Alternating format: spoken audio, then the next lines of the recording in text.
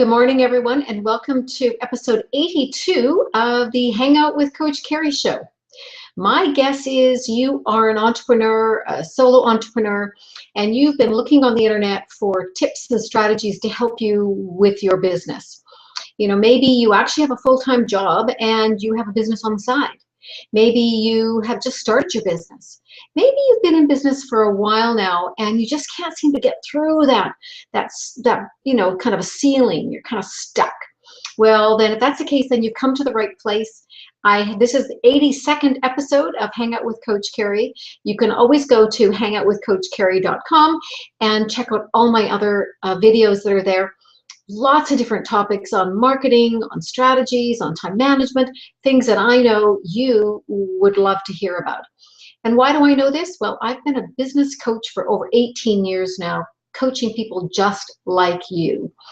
I've spent thousands of hours coaching people who come to me with challenges and issues, and I want to share those with you. So today, our topic is how to avoid the shiny thing syndrome. Now, I'm sure you have heard about it. I'm going to be talking about it in a moment and defining it for you, telling you what are the consequences if you suffer from it, and then giving you some practical strategies on how to avoid it, or actually how to stop suffering from the shiny thing syndrome if you do. One of the things I want to tell you about is I have an upcoming program called the Strategy Map. And in fact, from today's episode, you're going to see that I am a firm believer that you need to do some planning. And I also know that it's hard to do it on your own. That, the clients that come to me and work with me one-on-one, well, they have the ability, finances, and time to be able to spend that kind of time with me. But I also know that you like to do things in groups of people, and being an entrepreneur, being especially a solo entrepreneur, can be kind of lonely. So my Strategy Map program has allowed us so you can do it sort of in a group environment. So there we are, a little picture of you guys all holding hands together, and it's all going to be through the convenience of being able to do it online through your computer, but still being able to be connected with me and with other people in the program. So please do stay tuned for that. Also, if you haven't subscribed to my emails, please do. First of all, I've got a free gift for you. I have a book called How to Get Out of Overwhelm and Accelerate Your Results Now. This is the cover of it here. Please go and download that. And when you do that, you will get notifications of upcoming episodes. So I mix up the episodes.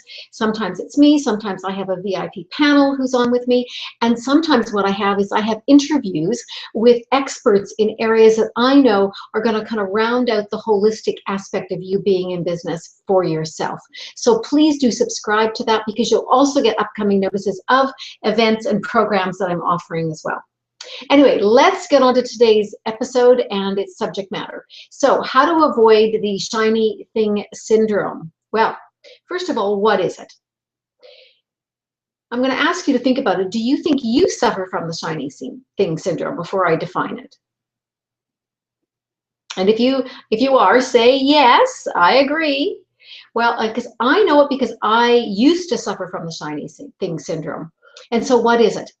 The shiny thing syndrome is you're in business and you're kind of scrambling. You're looking for ways to get new clients. You're looking to generate more revenue. You're looking to get some results from your marketing. And the challenge is that you're not getting the results that you want. So what happens is, so another person, you may listen to a video, you may read a newsletter, you may meet a colleague, you may meet somebody else who say, oh, well, I should try that. And off you go and you try that. And you spend time and energy, and you've only got two things, time and money, those are your resources, on a particular strategy. And it doesn't really get those immediate results you're looking for. So over here, you go over this direction, something else catches your attention. And then you're over here trying to try this. Oh, maybe this will do, or this will do, or this will do. I see so many entrepreneurs all over the place. They're really, what they're doing is they're focusing on tactics, not strategies. And what are tactics? Well, tactics are the actionable items within a strategy that you have. But the problem is that tactics, if they're random, they're not going to move you forward at all. And I bet you right now are identifying that what you've been focusing on is in the tactics of your business. Oh, I'll do a newsletter. I'll do this talk. Oh, here's an opportunity for me to speak to this group. Oh, I'm going to do this kind of marketing. Oh, I'm going to sponsor this event. I mean, you may be all over the place. And if any of this is resonating with you, please do stay tuned to the end of this episode, because I'm going to give you some tips on how to stop it immediately, what you can do right now to change this. So you now know what the shiny thing syndrome is. What I want to know is, why do you might want to know, well, why do I suffer from it? Well, I've hinted a little bit about it, that it has to do with a lack of a plan, but let me tell you a little bit more about that. Is what a plan is, isn't complicated. This is something that, you know, Fortune 500 companies need to do. Well, yes, they do it. And also you need to as well. But it isn't complicated. It's very, it's very specific to your business, what's happening in your business. So the reason you suffer from it is because you have no plan. So you'll try anything. There's nothing to sort of keep you on track, nothing to create that structure to have you continue to move forward in the direction that you need to. So why do you suffer from it? No plan. The other one is, because of that, you really aren't tracking your results, or I bet you know you're not. So what I mean by that is, you spend $500 or $1,000 on this particular event or function or whatever, and because you haven't sort of set up any expectations in terms of what the results are, well, you're really not looking at the end of it, what were your results? And in fact, I hear far too often so many of you justifying, well, I spent this money here because it's good, but the fact of the matter is, if it didn't get you the results that you were expecting, then do you continue it? That's really the question. And I also said results that you're expecting. So what I mean by that is that ahead of time, this is part of the strategy, is if I do this, here's what my expectations are. If I belong to this networking event, for example, then within a year, it's going to get me 5 clients. Okay, so if that's, or a dollar amount, whatever that it happens to be, then at the end of the year, you can evaluate it. Now, what I also want you to do is take into consideration, when you set that goal, is that goal of 5 realistic? Is that where your audience is? Is that, I mean, how are you showing up at those events? Are you volunteering your time? Are you participating in it? So when you set your goal, you want to make sure that actually you've taken a look at that and looked at it from all different ways. What am I doing in order to generate that? Am I just showing up and expecting it? So what is a realistic goal within that? And that's part of strategy. Strategy is setting those goals, because then you can measure them. So the reason you suffer from it is no strategy, no strategic plan. You're not measuring your results, so you're unable to say at the end of the day, this was a good strategy, or what would I want to continue doing this because I'm getting some results. What do I need to tweak in order to get better results from it? Or I'm going to scrap it totally. Usually what happens is we spend our money, spend our time, doesn't work, we go off to something else. Spend our time, spend our money, go off to something else. So again, what I want you to do is start thinking strategically. In addition to that, what happens is you end up on what I call the revenue roller coaster. And, you know, like a roller coaster, it's up and down and up and down. And in fact, that's what happens. And that's why you end up suffering from the shiny thing syndrome, is because you are desperate for money. You're desperate to bring cash in. So anything, you'll take on anything.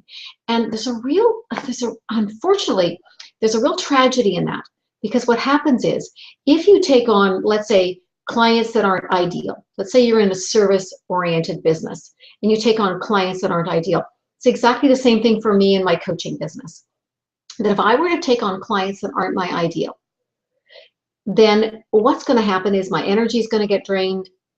I'm going to be pushing them versus pulling them along and supporting them in terms of their initiatives. It's going to be an energy drain for me. And what happens is I'm not going to be doing my best work with that client because of that. So the likelihood of me getting referrals is going to be slim to none. So wouldn't it be better to actually say no to that particular client and spend my time focused on getting my better clients and the ideal clients? Well, how do you know what an ideal client is? Well, that's actually part of creating your strategic plan. so that you know actually who is your ideal client. What are their behaviors? What are their demographics? What are their psychographics? What are those clients that actually give you energy so that when you end up delivering your product or service, you know that in turn you're going to do your best work, give them their best service, and in turn are probably going to create raving fans for you. So you can see I'm really passionate about you having a plan. You know who they are. The other thing too is that you can suffer from what I call spaghetti marketing. So what's spaghetti marketing? Well, spaghetti marketing is, it's the same thing as when you're cooking pasta. When you got it in your pot and you're stirring it, and you're trying to figure out, is it ready or not? Is it al dente? Well, what do? Well, you take some of it and you throw it against the wall, right? Or you're against your cupboard to see whether it sticks. Well, that's good for knowing whether your pasta is ready. Not a very good strategy in terms of determining whether your marketing strategies are going to be working or not. Because what you're doing is you're kind of trying anything, and you're throwing stuff against the wall to see if it will stick. Not a very good strategy. It costs time and money. Even if it doesn't cost your hard-earned cash, what it does, it takes your time and your energy, and it can be energy draining. So really, this is one of the key reasons why I want you to stop suffering from the shiny thing syndrome, is because you also then suffer from spaghetti marketing, and that is a problem. So what are some of the, well, I've kind of probably given you some consequences already, the revenue roller coaster, but I want to deal with a couple more of them here. One of them is that when you suffer from the shiny thing syndrome, you have a lot of ideas that are coming at you and you want to capture them somewhere. Often what happens is they're in your head, so it's kind of like that ding, ding, ding, ding, ding, and you're kind of all over the place. And what happens is you have really a failure to execute. You have too many things on your plate. You do nothing well. Nothing to execute with a long enough plan that you know start to finish what it's going to look like, that you put enough energy and focus in it to make sure it works. You're kind of scattered all over the place. So the problem is that really nothing gets executed, or nothing gets executed well. So that's one of the main reasons. Also, what I would say is that you are your brand. And I've done an episode on this, and probably a good idea to do another one on this, is that you are your brand. And if people see you that you're jumping from all over the place, I'm doing this, and then I'm doing this, and I'm doing this, which is different than a cohesive marketing plan where you have a number of tactics, a number of strategies, very different. But if they see you jumping all over the place, they will see you as being a bit flaky. They will see you as being inconsistent, not congruent. And I will tell you that people do business with people that they know, like, and trust. Now, they know you, great. They like you because you're personable and you've understood that likability factor, that's great. But trust comes from being consistent. Trust comes from doing what you say you're going to do, that they know they can rely on you, that they see you moving forward, not in all different directions. They see that one strategy or another strategy is actually moving you in a cohesive direction versus being that scattered, flaky, inconsistent. So that can really damage your brand. So I really want you to focus on, moving those things forward strategically versus all the different, areas all over the place. So trust comes with consistency, as I said. So what can you do about it? Well, some really key things is, one of them is you need to have a strategic plan. That's absolutely key. And the strategic plan, again, doesn't have to be fancy schmancy. It has to, though, relate to your business. And why? Because we absolutely want to identify what are those strategies that you are going to use that are going to move you forward. It's going to help you with your time management, all of that. So where do you start? First of all, you have to start with, what's your purpose for being in business in the first place? And you may have articulated this a long time ago. You may actually have that front and center right now. So that's great. Check in with that first. Then what you have to do is check in with, what's your vision? So your purpose drives your vision. Well, what do you want it to look like when it's kind of done, or you've reached a certain point in your business? And that's not going to be really specific.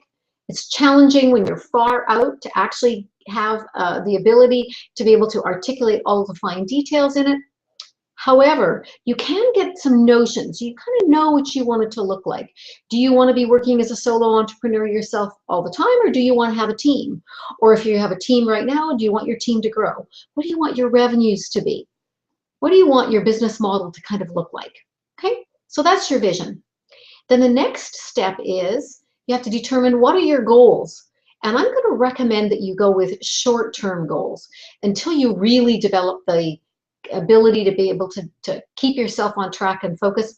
And in fact, I would even say that, you know, there's a really great book out there. It's called The 12-Week Year. I would highly recommend that you read it because it'll give you the psychological rationale behind why 12 weeks is about all, so that 90-day, that quarter that we can focus on. Because if we set a goal for an entire year, what happens is it's really hard to keep your eye on that and keep the intensity of focus. Because psychologically what happens is we say, oh, I've got lots of time. So every day, every week really doesn't matter. But when you have a 12-week plan, every day, every week, every hour matters that you're moving your business forward.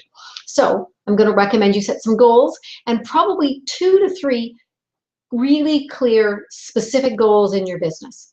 So these goals aren't strategies. These are things, these are achievable. And I want you to use that acronym SMART. So again, they need to be specific, they need to be measurable, they need to be achievable, they need to be realistic, and they need to have that timed. So timed, is it going to be at that end of 12 weeks or is it going to be before then? So you want to be really specific about that. Then what you want to do is you want to look, where are you right now? And I call that current reality. Because if we don't take stock of our current reality, then how are we actually really going to bridge that gap between where we are and where we want to go? It would be the same thing as starting a vacation and not, or saying you're going on vacation and not knowing where your starting point. I might say, I'd love to go for a winter holiday to Florida.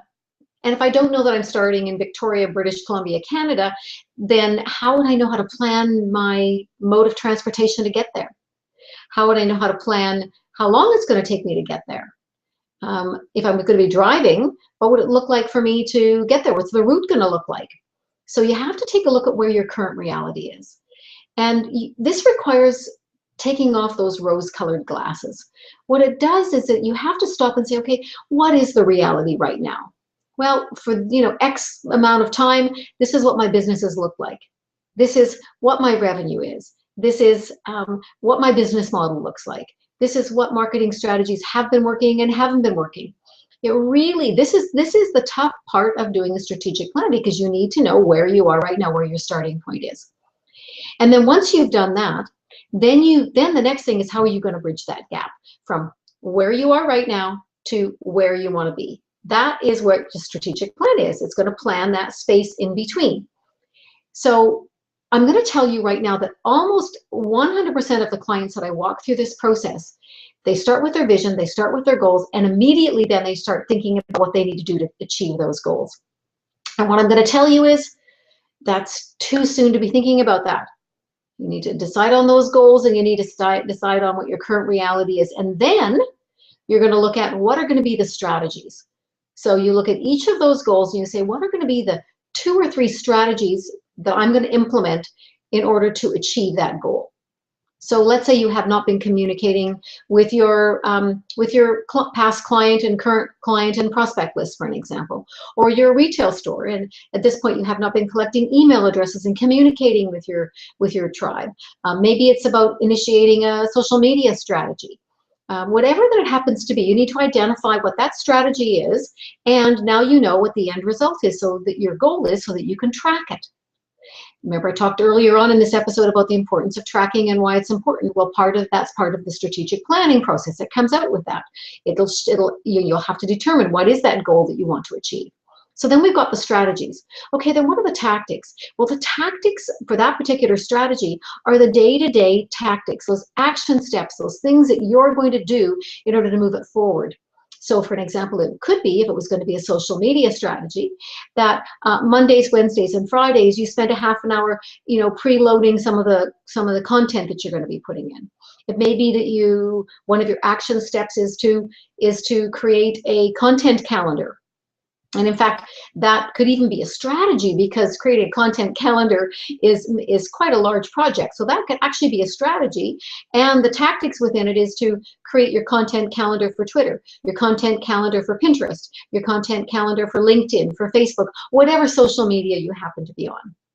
And then those particular tactics have to be put into your calendar to make sure that they get done. Now, I told you at the beginning of this episode that creating a strategic plan is simple. Is it easy? Well, here's what I'm going to say to you. It's easy actually to do once you know how to do it. The challenge is that we often let ourselves off the hook because we're so busy chasing the revenue. We're caught on that shiny thing syndrome, treadmill that we need to get you off of that and actually spending some time working strategically in your business. Now, again, the good news is I have my strategy map program, which is going to be launched soon. But in the meantime, I'm actually going to have some webinars that I'm going to be offering for free as well, that are going to be walking through some of the challenges around why we don't plan. Because today's episode wasn't long enough for me to be able to give you those details. And it's called the 3 critical mistakes. So when you see an email coming from me about an upcoming webinar called the 3 critical mistakes, please register for it. I'm going to take 90 minutes. And that 90 minutes is going to be sharing with you all of the things that I've realized that are happening that cause you to be making these 3 critical mistakes and what causes you to not do the planning that you need to plan. So I really hope that you tune into those. I'll be giving you lots of different opportunities to be able to attend those. So please, please do take advantage of those when that comes out. So again, just to recap, this is episode 82. How to stop yourself suffering from the shiny thing syndrome. And the bottom line is you need to have a plan. You need to have a plan because if you don't, it's costing you money. You're leaving money on the table, and it breaks my heart when I see so many of you, chasing your tail almost, trying to figure out what to do to make your business work when all you need to do is slow down a little bit and do some more work, what I call it the front end, so that you get the back end payoff in your business. So thank you so much for watching this episode today. I truly appreciate your time. I hope that what I share with you, that my 18 years of business coaching wisdom and experience with thousands of hours of coaching people just like you, will make a difference in your business this week. So until next time, please be inspired. Talk to you soon. Bye-bye.